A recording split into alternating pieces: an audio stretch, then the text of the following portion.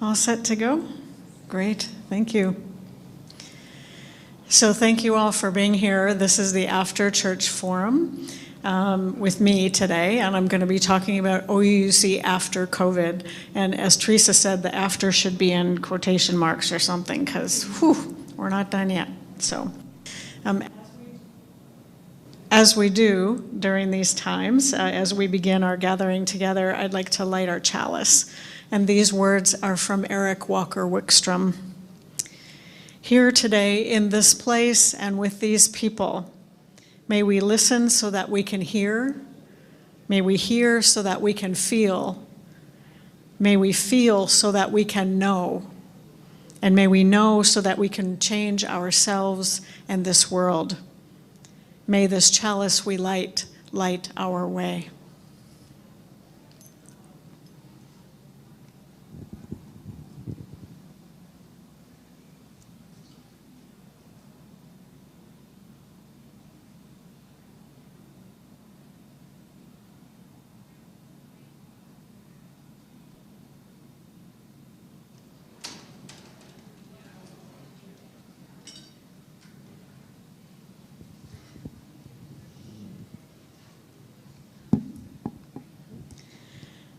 So I'm going to invite the tech team to bring up the slides, if we could do that.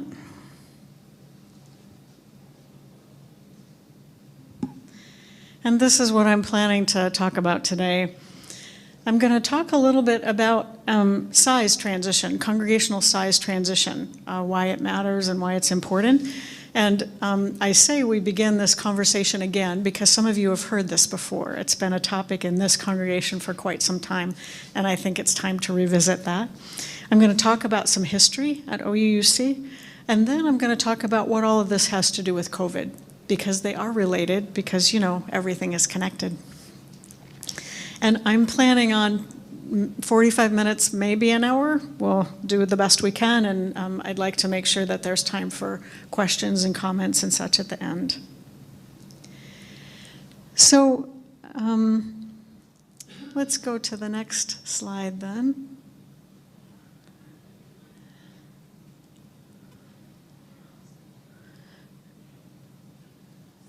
Yeah, so that's what I'm going to do, and if you want to do the next slide, we'll talk some about congregational size and why it matters.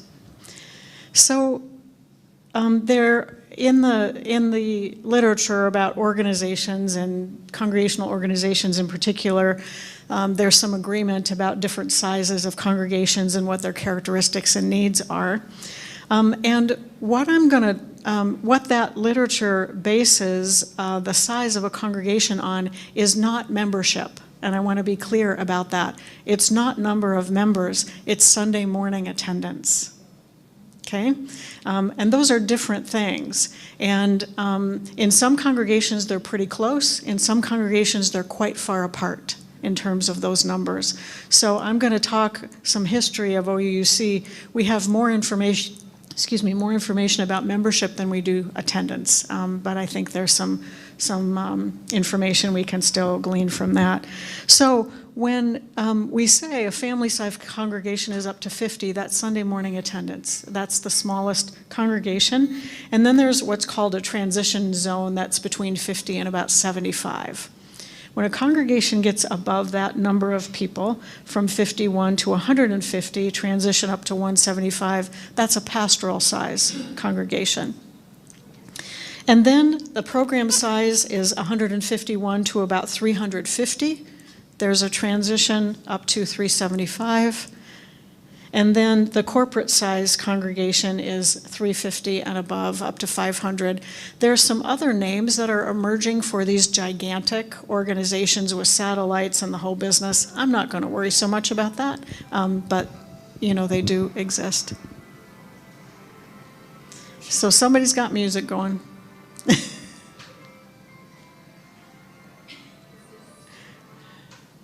All right. Okay, we got the music. I know.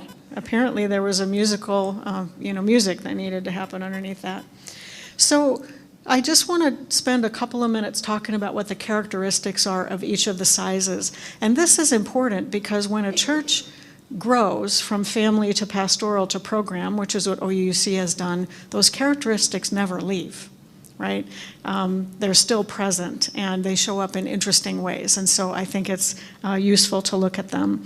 So the next slide then, slide 5, looks at a family-sized congregation up to 50, and so this is the congregation where we all know each other, right? You can know 50 people. It's a single-cell organism. Everybody gathers for everything, right? It's known for usually one kind of major ministry in the congregation. The leadership is often lay-led, and a congregation may or may not be able to afford a minister during this time, and if they do, it's usually part-time, short-lived, lots of turnover perhaps, and often that minister serves more as a chaplain, doing rites of passage, end of life services, one or maybe 2 services on Sunday a month, those kinds of things. So then as a congregation grows, they come to a pastoral size, and this is often a congregation that's big enough to feel like church, right? It moves beyond the family size, but it's small enough to feel personal. You can know, the psychological and sociological research says we can know about 150 people. That's a manageable size for a human to at least know by sight and maybe many of the names of about 150 people. Beyond that, it gets a little bit big. So there are multiple cells, not a ton, but a few cells that overlap. So there might be a choir, there's a board, there might be some committees, and those are overlapping cells, right? And everything centers around the pastor, who may be part-time or full-time, who is expected to have a relationship with everyone in the congregation, a pastoral relationship. And then often it takes 100 attending people, maybe 120, before a congregation can afford a minister full-time. So often that continues even pastoral size with part-time ministry, and they're known in the community for a couple different ministries.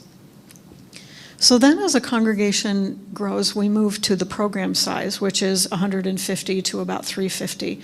And the pastoral congregation is known for its programs, the variety and the quality of its programs. So there's lots of ways for people to enter and to engage with the congregation. The membership tends to be larger and more diverse because there's more ways for people to enter. The mission becomes the focus, not the pastor. And the ministry is creative because it needs to be in order to kind of hold and embrace the diversity of the membership. There's lots of ways to enter. There's usually full-time clergy. It's hard to serve a congregation bigger than this without full-time clergy and many other staff. And the ministry is shared between the clergy, the staff, and the laity. So lay leaders have not disappeared. Their role has just changed during all of these size transitions. So then the last is the corporate size, and that's the something for everybody, a ton of stuff going on, lots of ways to enter. There's no expectation that you will know everybody because you can't. Multiple services, lots of committees, programs. There's an institutional presence in the community often. And in the old model of Church Street, the big institutions and their big buildings were well known. There may be a daycare center or a community center on site. There's extensive staff and usually multiple ministers by the time you get to this size. So then I want to talk just a minute about how churches grow. And this N curve was developed and really popularized by Alice Mann, who was a congregational leader and a person who taught a lot about church sizes. And so you'll see that family size congregations start in the lower left corner. And there's 2 characteristics that we look at.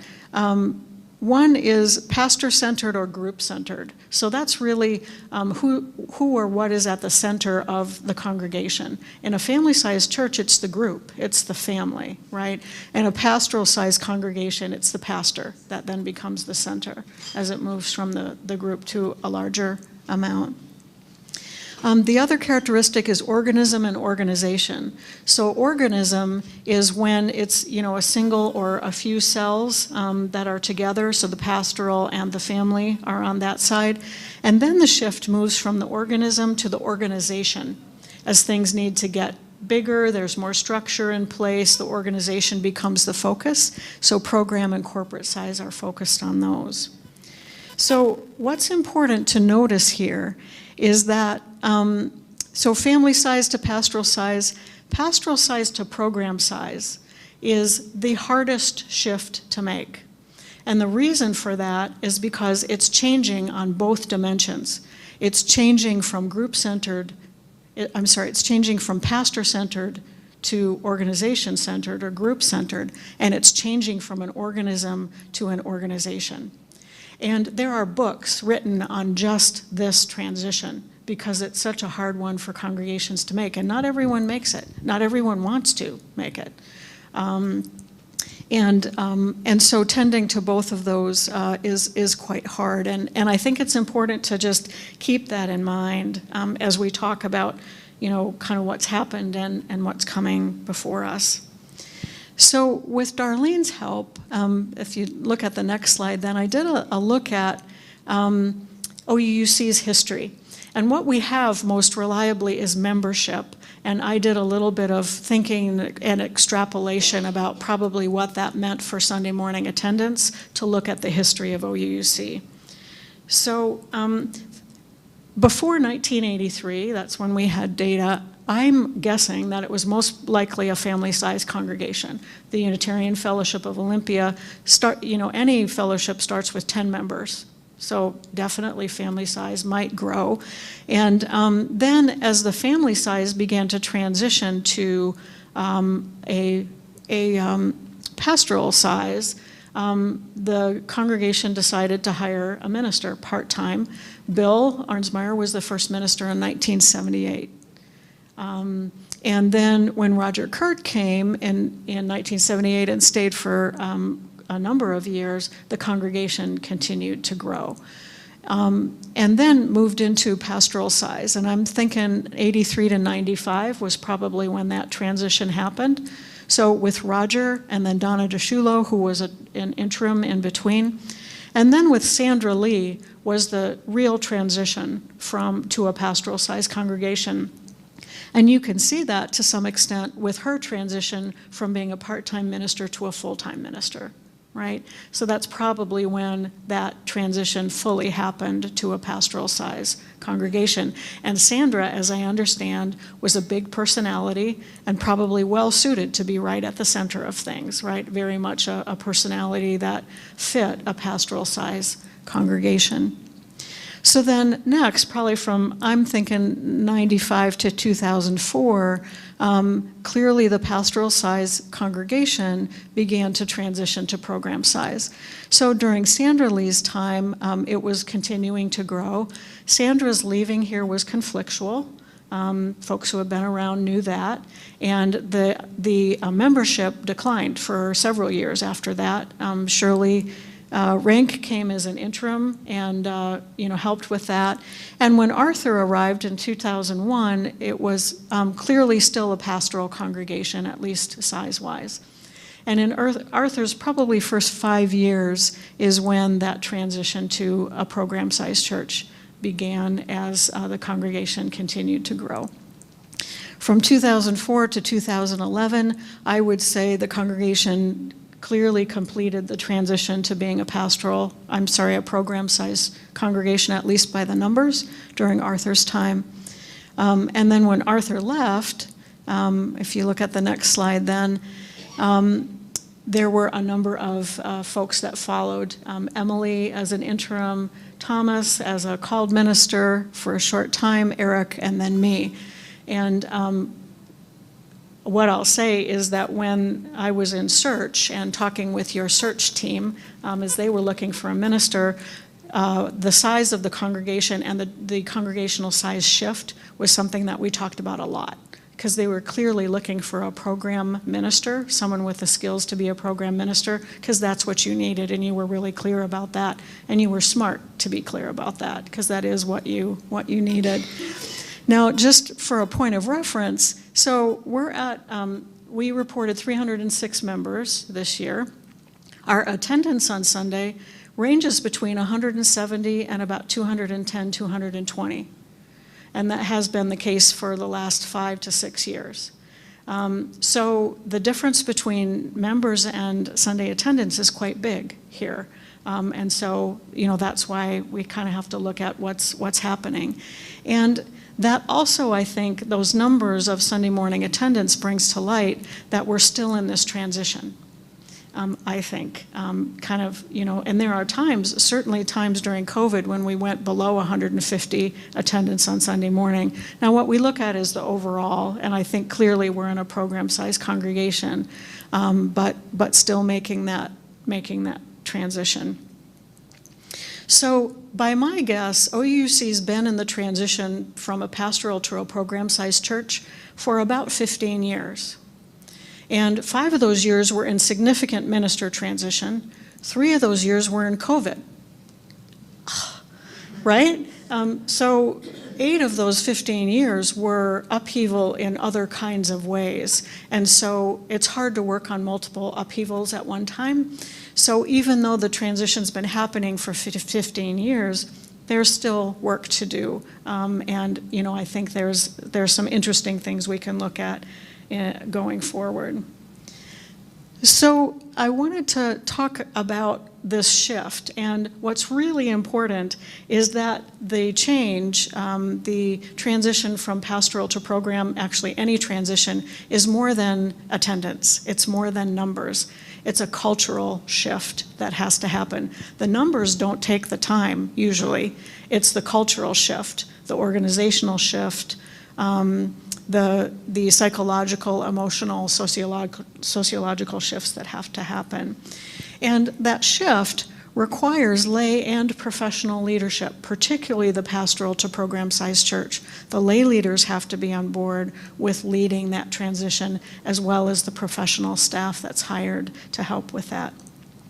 And what that means is adding smaller cells or blocks or ways for people to engage with the congregation, because you can't engage with 200 or 250 or 300 people. It's just too many.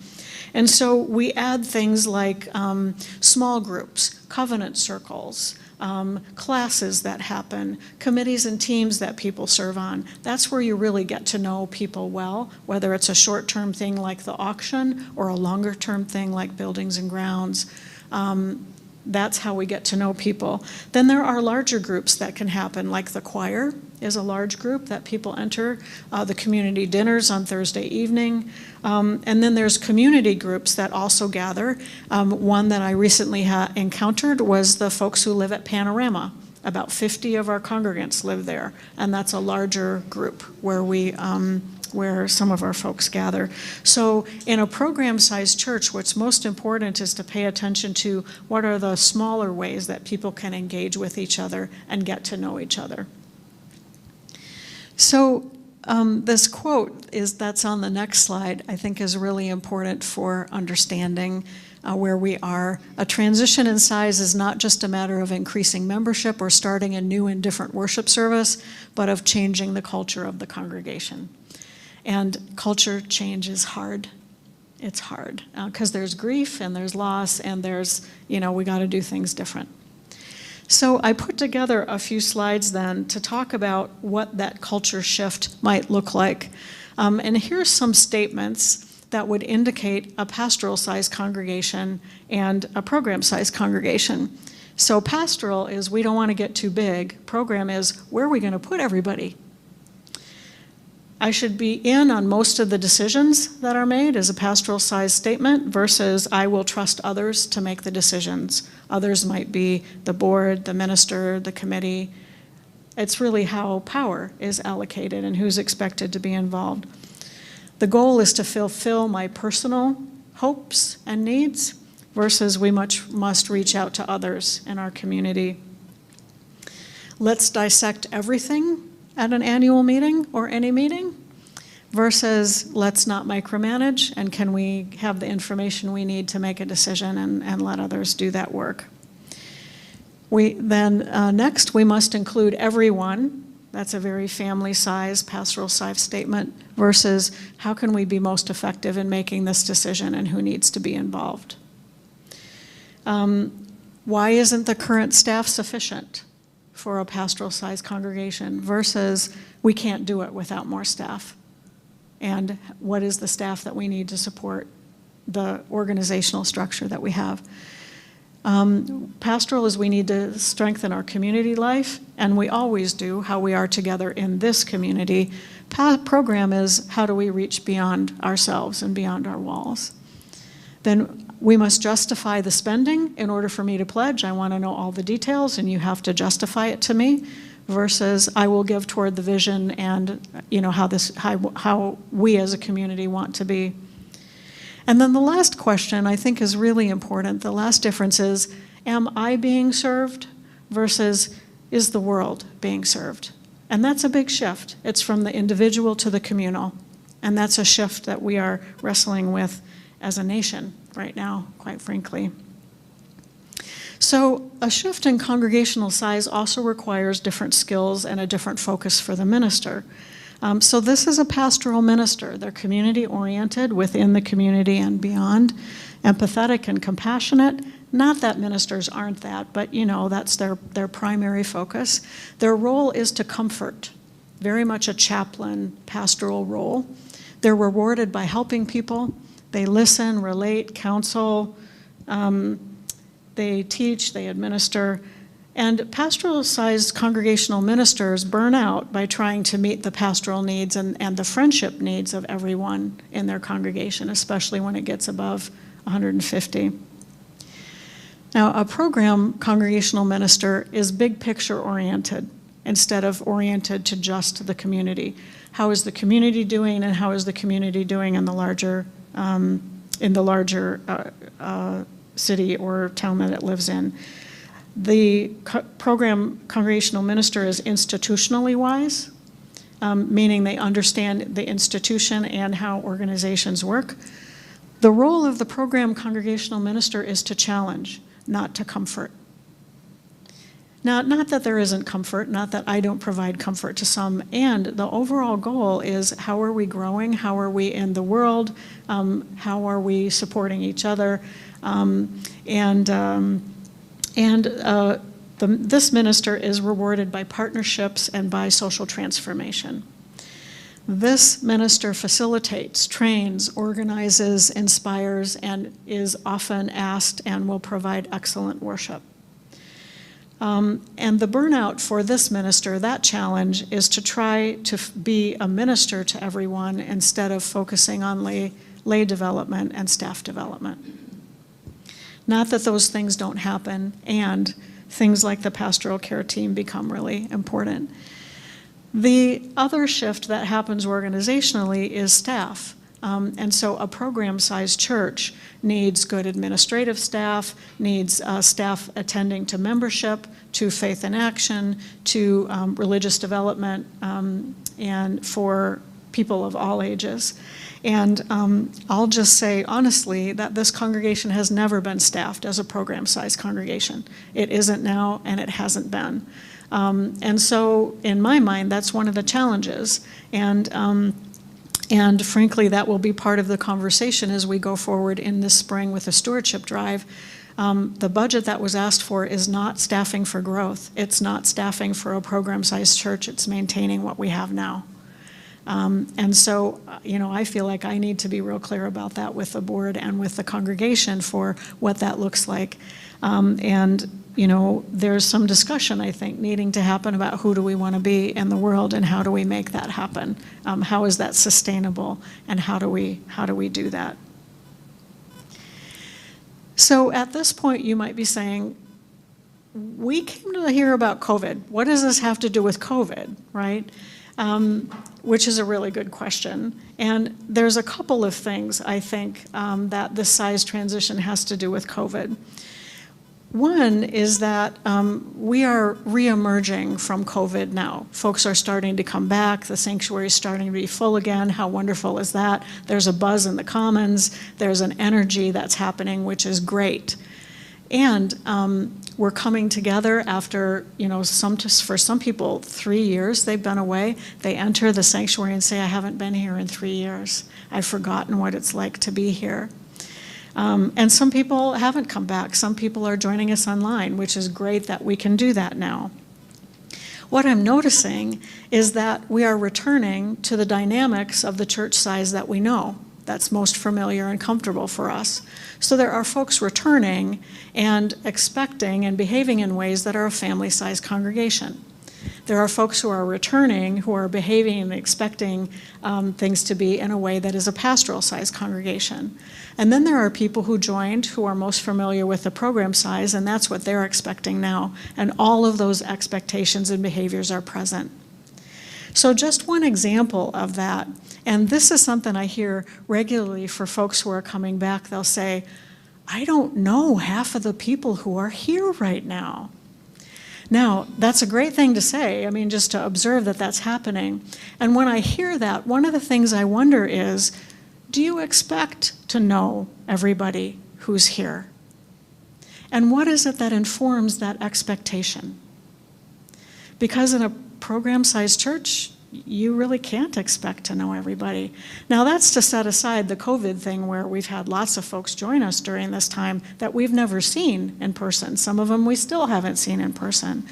But, just to dig into that expectation a little bit, do you really expect to know everybody who's here? And is that a reasonable expectation of you and of this system that we're in together? The other thing another thing that I think is related to COVID, in addition to the dynamics and showing up and the expectations we have of each other, is that the size transition was happening here before COVID. And, the minister transition you had for the 5 years before I arrived didn't allow you much energy or focus on that size transition, except to know that you needed a settled minister who could help with that. It does take energy and attention. And the size transition, as well as the emergence from COVID that we're in, will take some attention and energy. And frankly, we're all a little bit tired and cranky right now. I don't know if you observe this, but folks are cranky right now. Because it's been a really hard several years. And I know I'm tired and cranky, and I know how that shows up for me, and I observe that in others as well. And this emergence from COVID and this size transition is going to ask us to give our energy and our focus to those things as we come back together. And so really, I think it's an important discussion and question for each of us and for us as a community. How are we going to give some energy and focus to this, and how are we going to support each other as we do this? Because cranky shows up in lots of ways. It shows up as angry, it shows up as anxious, it shows up as irritable, it shows up as mean. It shows up in lots of different ways. And so how do we have some understanding and grace for each other and ourselves as we're figuring out how we come back together again? And how are we going to make sure that we have our emotional needs during this time met as well? So I think it's really important to understand that we're in liminal space. We're in between. This community, this congregation is in between on both of these things. The entire world is in liminal space as far as COVID goes. We're not done yet. We don't know what done even looks like. And what I'm hearing is that folks are just now starting to try to put into words what we've experienced, what the emotions have been. And we've got some work to do in order to grieve everything that's happened, all the people we've lost during this time. The former president just got indicted. That's a part of all of these things that are happening at a larger level. And then how has that impacted our congregation? Because man, has a lot of stuff changed over these last 3 years. So we're in liminal space. We're in between on the COVID reemergence. This congregation is also in between in a size transition. So if things feel, like Mary Ellen said earlier, if it feels like the ground is unsteady and uncertain, well, it is. It just is. And so how can we be with that uncertainty? What are the strengths that we draw on in relationship with each other and with, spirit or something larger than ourselves in order to stay as grounded as we can during liminal times? And I will say that this is the work I came here to do with you. It's not the work I can do for you. Nobody can do that for you. But I came here knowing that I would be working with you on size transition.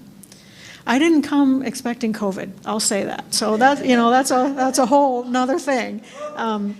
And here we are, right? Here we are together in community. And as we are reemerging, I don't know if you notice, we have visitors every single Sunday who are looking for, how do I make meaning from this last bit of time? I don't want to be isolated anymore. Where are my people? And are my people here? So those are really important questions. So this is why I came here, and it's not a surprise to me that this work of size transition is reemerging now, because it was pretty expected that it was going to be, not with a delay of 3 years, but here we are again. So I have some recommendations to share with the board about how we might be able to focus some time and energy and frankly, a little bit of resources toward making this size transition and working on this. And it's going to be a multi-year effort. It already has been, and it will continue to be, because there are questions that are important that I don't know have been addressed here. They certainly haven't been during my time. Questions like, do we want to grow? And why do we want to grow? Two big questions and two places to start. So I have some ideas, and if you have ideas about how to address this, what questions you have, I would love to hear about them, and I'm guessing the board probably would as well. The other thing I would say is also what Mary Ellen spoke of this morning. If you came thinking that I was going to predict what life at OUUC would be like after COVID, I'm sorry to disappoint you. I have no idea, and neither do you. And none of us do. Because if nothing else, COVID taught me that the best we can do is what's the next best step. And then we figure that out and we take it. And then we figure out the next best step after that. And so I don't have a 1-year plan or a 3-year plan or a 5-year plan. I have some thoughts about what I think needs to come next. And I think that's about the best that any of us can do right now. And, we do have folks looking at a 30-year plan for the facility. More power to them. But on the cultural pieces, I think we've got some things that we can do next. So these are some of the skills I think we're going to need going forward. We are going to need to learn and practice listening to each other to understand. Because there's big differences, and there's hard things, because not everybody wants to grow. And not everybody wants to change in the ways that growth is going to require. And so we need to hear that and understand that and get underneath what is that about and how can we be with that, knowing that we might feel differently or we might want something different. Grace and forgiveness are going to be really important. Grace for when we mess up, when we might be cranky, in whatever ways that might show up, and how do we go back and how do we repair and how do we move forward. And then we're going to need patience and time. This might feel urgent. Coming out of COVID might feel urgent. Making a size transition might feel urgent. It's not. It just can't be. Because as ministers and religious professionals say, we're going to move at the speed of trust, which is the speed of church. And trust takes time. And there's been trust broken here in some ways. As Martha knows from the behavioral covenant that we've been working on, as we talk about a behavioral covenant or any covenant, past hurts are arising once again. And so here they are. And this is the time then to have some good, deep listening, to have some patience and grace, and to help each other try to understand that trust has been broken and can it be repaired, and what do we do in order for that to happen. And just by the way, our spiritual theme for this month is trust, which is not by accident that happened. I have been doing some planning, yeah. Last spring I did plan the themes for this year, and we'll see. So that was a lot of information, and this will be available as a recording. We'll make the slides available for folks to chew on, to reflect on, to think about if you want, and really I would appreciate what are your thoughts about this, and do you have questions or ideas, and how might we turn our attention to these big transitions that we're in and support each other as we do so. I have been in conversation with some colleagues recently about different ways that we do things in our congregations, and really what I would love the conversation to focus on is how do we do what we're here to do in a way that supports each other, that builds relationship and trust, and we don't step on each other's toes. That's really what all these questions are about. So I'm curious if you have questions, if you have comments.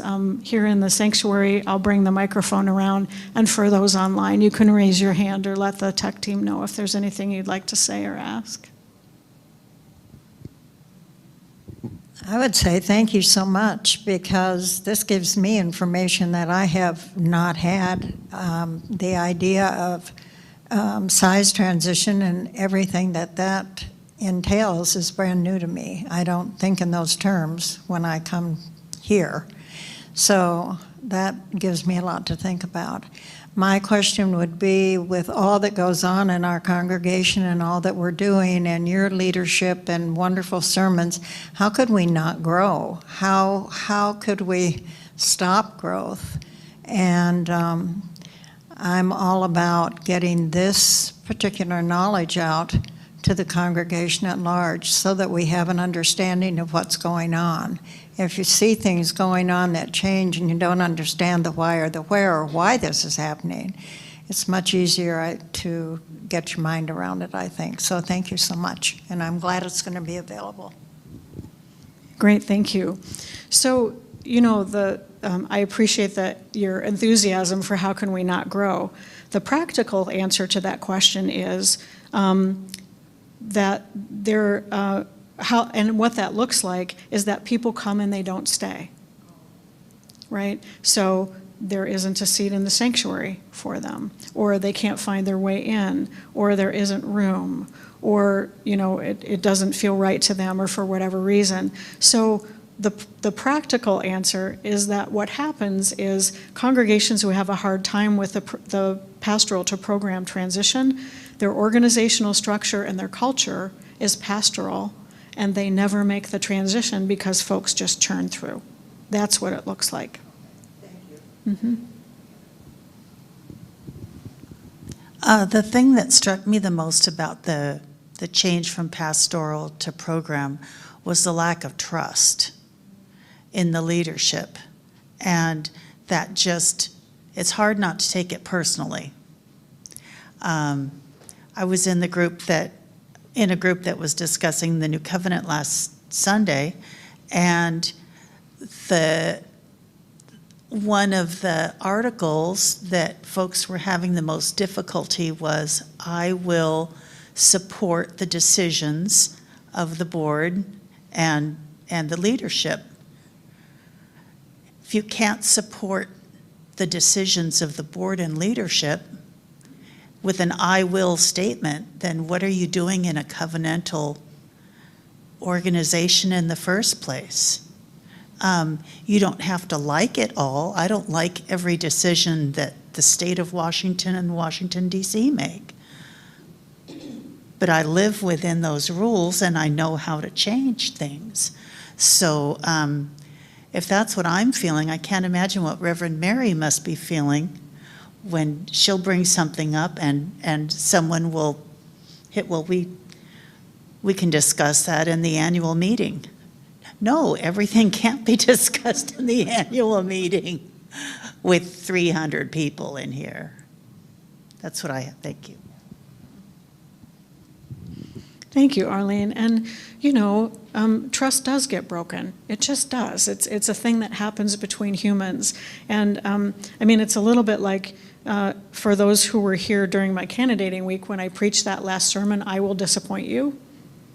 It's what we do with our disappointment that makes a difference. It's what we do with that broken trust. I think that's really important in the covenant.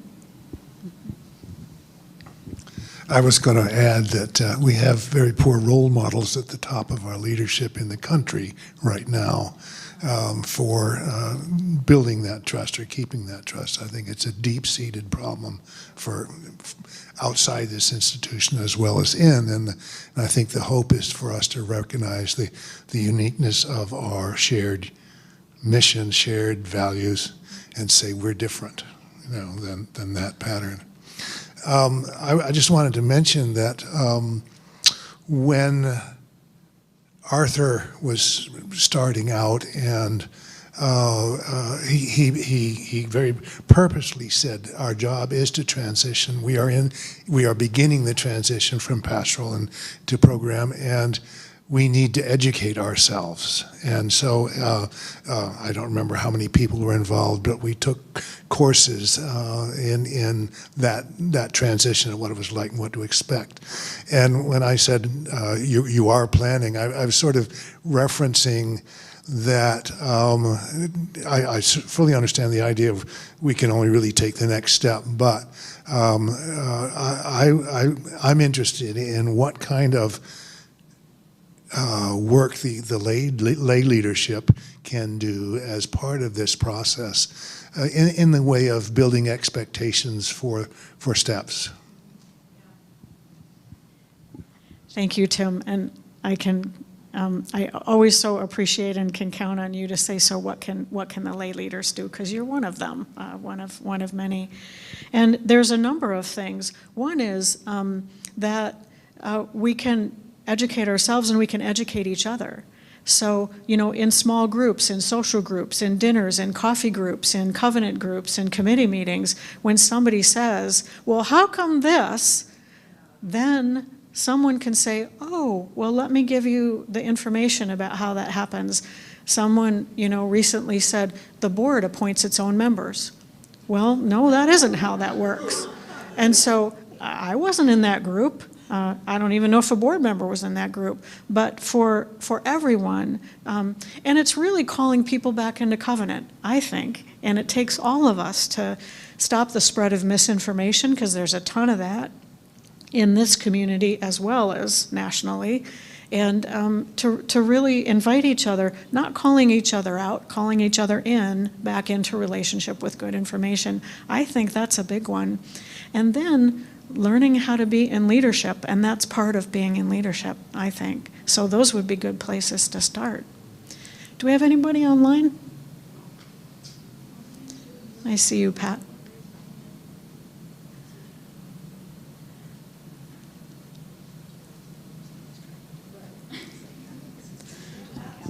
We'll go to Pat and then, yeah, thanks, Pat. Actually, a couple things. One is promoting the quality of what we do, such as classes and the OUUC program and some of the specific things that are really different and unique, I think. And that's hard because that falls to the leadership and to the staff sometimes and that sort of thing, but also the membership. So I think that's something we don't want to lose.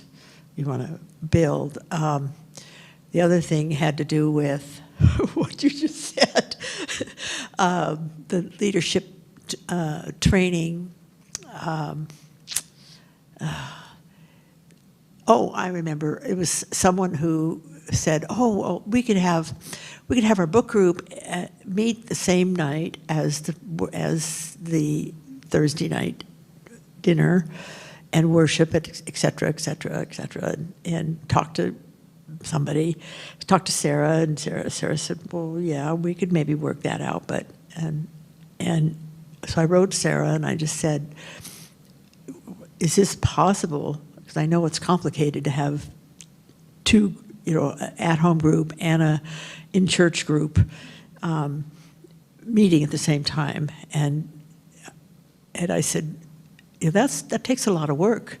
And she said, well, Troy could do it. And I said, well, yeah, but he's staff also.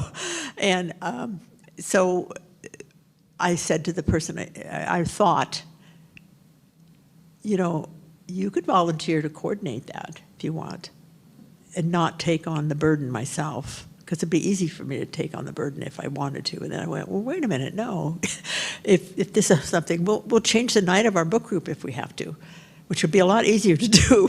And so I think your recent statement about saying, well, maybe this is something you could work on and develop, that would be good.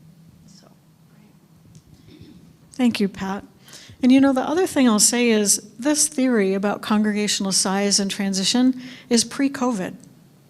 And so there's just some questions I have now about, so what does Sunday morning attendance mean when there's 70 people online and 120 people in the sanctuary?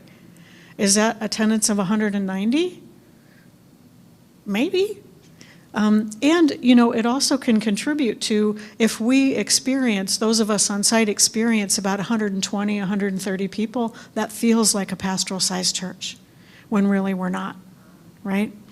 So there's all these interesting challenges that have come about from COVID. And, as I talk to my colleagues, I have another colleague who serves in Corvallis. We keep in touch regularly because her congregation is just a little bit bigger than OUUC, one minister, who's doing a lot, and we have many of the same challenges in transition and culture and all those things.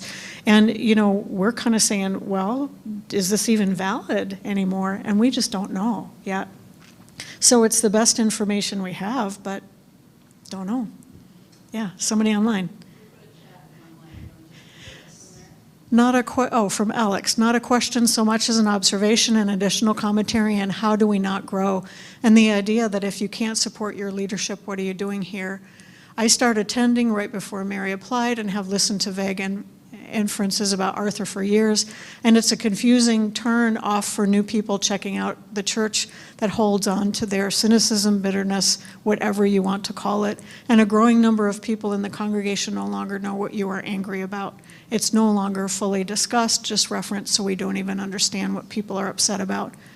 But we're looking forward to moving forward with Ms. Mary, but will it be possible with so many congregants unwilling to move on?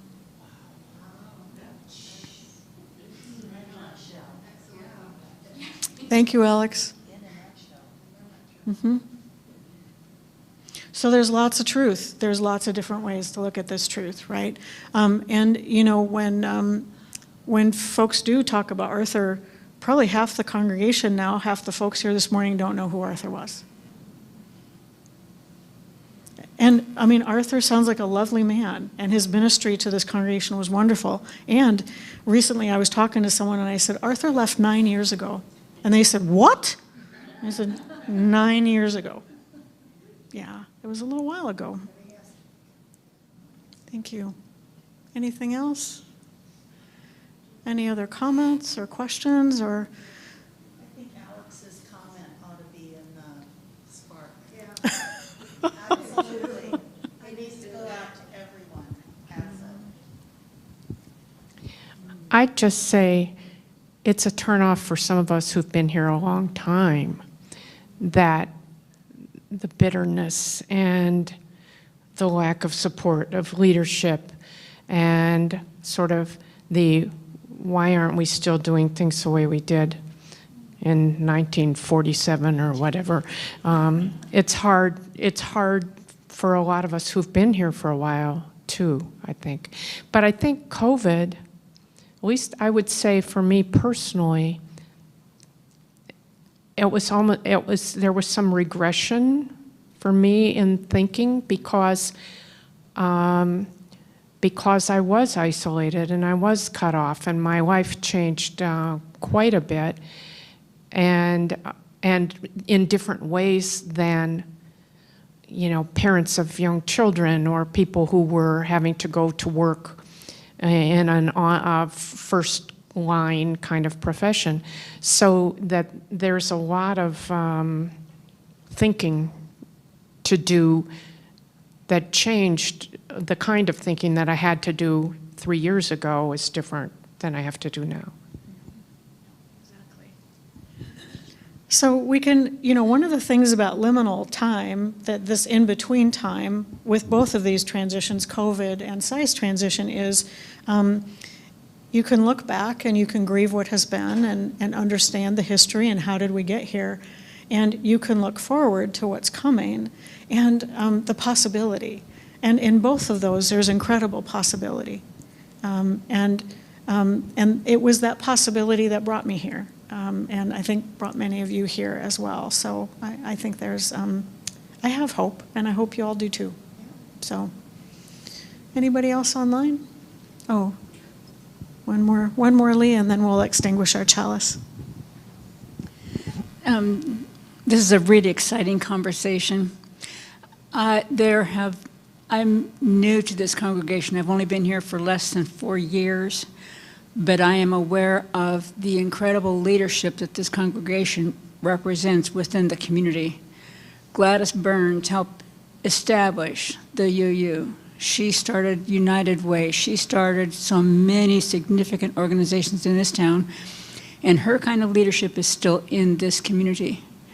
When I listen to Tim, when I listen to Melanie's interviews with leadership and significant personalities in our community, I am so impressed with the current leadership and the ability to be more than just congregant leaders, but, well, to be significant leaders within the community.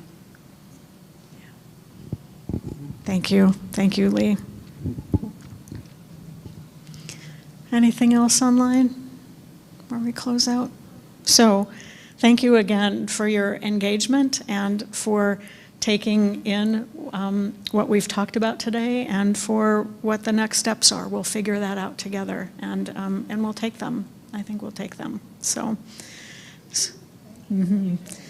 so we'll extinguish our chalice as we do. In times of uncertainty, when everything feels upside down and unsettled, we turn to each other for affirmation, for comfort, for a reminder of our shared values. We turn to our faith for grounding in something greater than ourselves. Our chalice flame was created as a beacon of hope. May we take that flame with us into this day and into this world.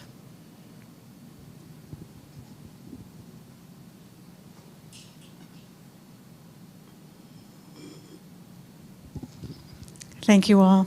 Enjoy your day.